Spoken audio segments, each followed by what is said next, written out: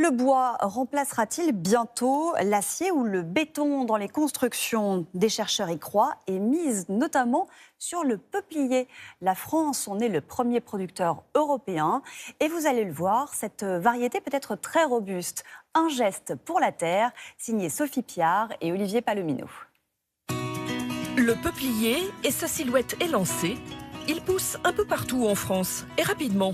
Une qualité appréciée dans le monde de l'emballage. Le peuplier, c'est le roi de la cagette. Léger, maniable, mais pas franchement réputé pour sa robustesse.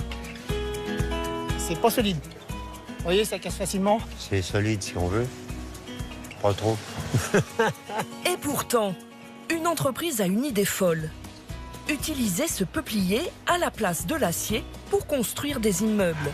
Son geste pour la terre. Dans cet atelier proche de Troyes, l'arbre arrive sous forme de grandes feuilles à découper. Une matière première qui va subir plusieurs transformations. On part du peuplier, ça c'est du peuplier très fragile. Et c'est ça qui va devenir notre matériau hyper résistant. 80 brevets déposés et des années de recherche pour cette entreprise en passe de réaliser son pari. Donc tu as ajusté la recette. Une recette secrète. Chaque feuille est soigneusement analysée pour connaître son taux d'humidité. Reste ensuite à trouver le bon assemblage.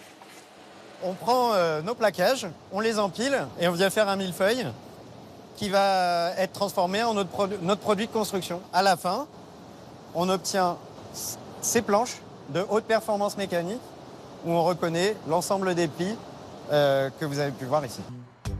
Dans ce laboratoire, on y travaille et on élabore des recettes en fonction de l'usage. Ils doivent encore rester combien de temps dans le bain? Encore 1 heure de traitement. Et... À la fin, voici un assemblage 7 fois plus résistant que le béton. Testé encore et encore. Cet ingénieur manipule les molécules du bois pour répondre aux défis de notre siècle. On va pouvoir vraiment minimiser l'impact environnemental des nouvelles constructions en utilisant ce type de matériaux. Et mon ambition, c'est vraiment aussi d'en faire un matériau qui soit abordable, performant et léger pour pouvoir aussi l'utiliser sur de la rénovation. Pour le moment, le prix reste élevé, proche de celui du bois exotique. Mais le coût carbone est bien moindre, puisque le peuplier, lui, ne traverse pas la planète. Cet arbre français est une ressource facilement exploitable.